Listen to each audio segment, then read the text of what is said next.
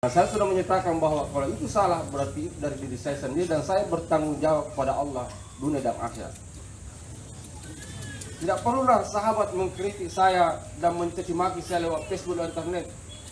Ente anjing, ente masuk neraka. Allah yang memasukkan saya neraka, bukan Anda, bukan sahabat. Banyak komentar yang masuk di inbox. Inilah yang perlu saya sampaikan kepada kita semua. Karena apa yang saya pahami selama ini menurut hasil telaah saya sendiri dan apa yang saya temukan dari berbagai kitab dan sebelumnya ada yang mendahului beliau dengan RCTI yang rombongan celana tinggi mungkin.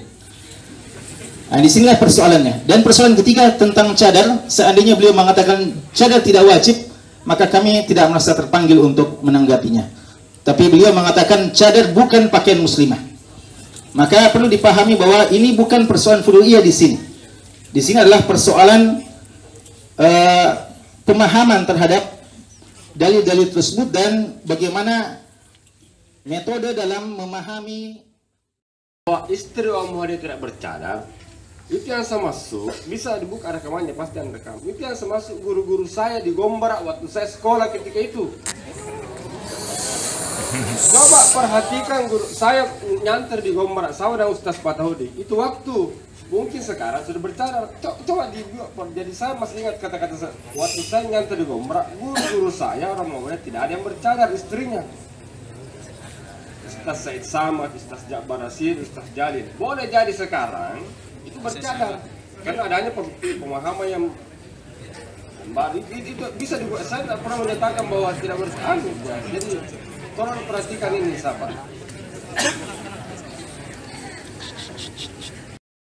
Yang pertama dibahas di Bahsul Masail.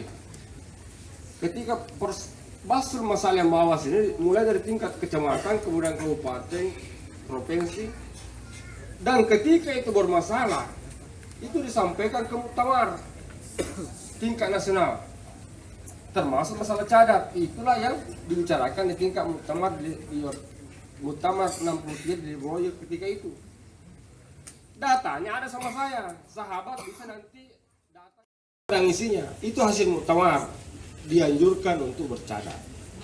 Tetapi hasil munas alim ulama Nahdlatul Ulama itu merevisi karena sama dengan sapi ada namanya qaulul qadim, ada qaulul jadid. Jadi situ ada beberapa pendapat sehingga pendapat yang masyhur dan sampai saat sekarang ini ulama-ulama Nahdlatul Ulama tidak ada yang bercadar istrinya. Khusus dalam skop Selatan. Dan termasuk secara umum di Indonesia yang saya pernah temui, karena memang begitu.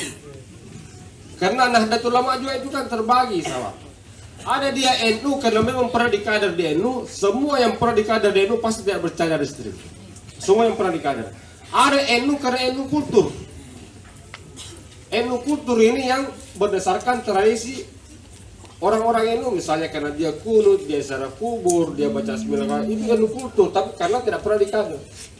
Ada orang NU karena di NU kan terpaksa dia menjadi NU karena mau mencari sesuatu. Misalnya mau jadi kantor apa dan seterusnya. Terutama di Kementerian Agama. Dan itu ada juga tanya sama saya. Saya sebagai sekretaris Lembaga Pendidikan Ma'arif NU. Jadi sahabat-sahabat sekalian, apa yang telah saya tulis di Tribun atau apa yang telah kita diskusikan pada kesempatan yang berbahagia ini, kalau itu dianggap sebagai polemik atau kontroversial, maka demikianlah adanya. Tergantung bagaimana sahabat-sahabat menyalahkan saya atau memojokkan saya. Yang jelas saya sudah mendengar pendapat Ustaz Isram bahwa Imam Syafi'i itu kan ada dua pendapat dan ada memang bukunya saya bawa. Ada yang mengkategorikan sunnah, ada yang ketat, ada yang tidak ketat. Itulah yang dipakai oleh ulama-ulama ini. Selama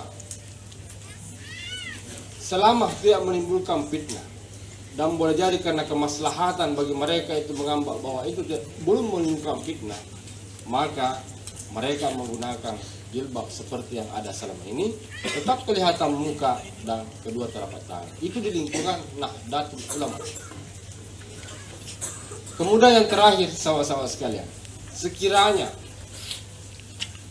suatu saat ada hal-hal yang menjadi kontroversi dan seterusnya, saya siap untuk memberikan konfirmasi lebih lanjut atau klarifikasi sebenarnya, karena ada sebenarnya hal-hal yang harus saya sampaikan di sini, tapi itu tidak bisa keluar dari mulut saya karena itu, tapi secara semua penulis koran pasti tahu dan pasti nanti Ustaz Isran juga kalau pasti di dalam mengirim email itu biasa ada revisi sedikit demi sedikit. Pimpinan Fajar Tribun itu punya hak untuk mengedit beberapa kata, bahkan mohon maaf tidak apa-apa kalau ada pihak Tribun, ada wartawan Tribun di sini. Saya biasa memasukkan judul yang ini, tapi judulnya dirubah dan ada datanya sama saya.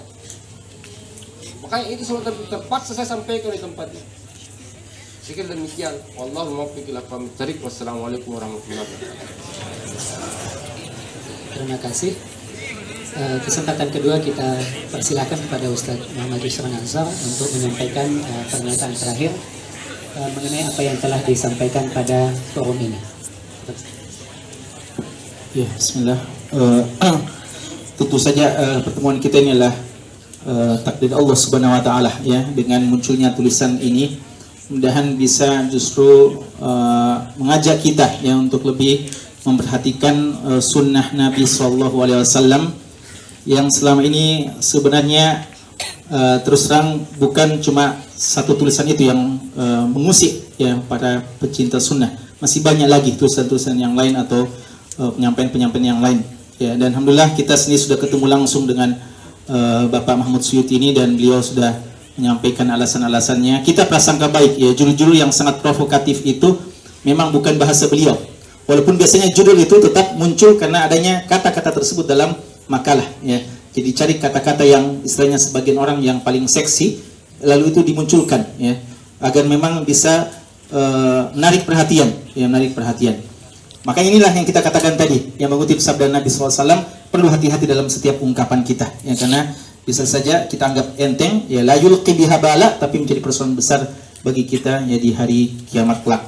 Kemudian mudah-mudahan momen ini menjadikan kita lebih cinta akan sunnah Nabi SAW ya, bisa memperhatikan sunnah Nabi kita SAW dan bisa lebih memahami bagaimana perbedaan pendapat di kalangan ulama yang bisa ditolerir, Dan alhamdulillah ini yang senantiasa kita hidupkan di tengah-tengah kita dalam pengajian-pengajian, kajian-kajian, tarbiyah-tarbiyah kita. Jaga terus ini. Cuma memang kita akan tampil dan tidak akan diam kapan terjadi sesuatu yang memang tidak sesuai dengan hukum-hukum atau dengan apa yang telah diajarkan oleh para ulama-ulama kita. Kemudian tentu saja ya, sebagai nasihat kami kepada kita semuanya dan juga secara khusus kepada Ustadz Mahmud Suyuti, bahwa tentu saja ar-ruju' ilal haqqi khairun minat tamadi fil batil ya, dan ar-ruju' ilal haqqi fadilah ya, begitu kata ulama kita ya, bahwasanya rujuk kepada kebenaran adalah suatu kebaikan ya, suatu keutamaan, bahkan menunjukkan bagaimana jiwa besar seseorang. Tidak semua harus rujuk ya, tidak semua apa yang kami katakan beliau mesti ambil, tapi koreksi-koreksi yang kami sebutkan tadi ya, jadikanlah bahan ya, silahkan teliti lagi ya sanad-sanad hadis atau perkataan-perkataan yang keliru dalam terjemahan dan kesalahan-kesalahan dalam penulisan rawi dan seterusnya, jadikan itu sebagai bahan. Apatah lagi kedudukan beliau sebagai ketua laboratorium hadis, ini tentu saja satu kedudukan yang jika dimanfaatkan dengan baik ini menjadi satu tabungan pahala besar sebenarnya di sisi Allah Subhanahu wa taala. Ya, kenapa di antara manusia yang paling beruntung di dunia ini adalah Abu Hurairah radhiyallahu taala anhu? Karena beliau adalah orang yang paling berjasa, atau di antara orang yang paling berjasa menyampaikan hadis Nabi sallallahu alaihi wasallam 5.000-an ya, 5.374 hadis beliau dalam Musnad Baqi bin Makhlad, begitu banyak ya. Nama beliau sering disebut, padahal beliau di Islam cuma 3,5 tahun menurut sebagian versi, 3,5 tahun saja ya beliau bersama dengan Nabi SAW tapi mungkin beliau bisa menyaingi bahkan melampaui sekian banyak sahabat yang lebih dahulu masuk Islam. Sebabnya adalah kontribusi beliau yang begitu besar dalam menyebarkan dan mengajarkan sunnah Nabi SAW. Semoga kita juga bisa demikian. Kita belajar hadis untuk lebih dekat kepada Allah Subhanahu Wa Taala, dan Allah menempatkan kita dekat dengan majlis Nabi kita yang tercinta, yang kita sudah begitu rindu untuk melihat wajahnya dan mendengarkan langsung ya, sabda-sabda beliau. Ya, hadanallahu wa iyyakum wa sallallahu ala nabiyina Muhammad wa ala alihi wasallam walhamdulillahi rabbil alamin.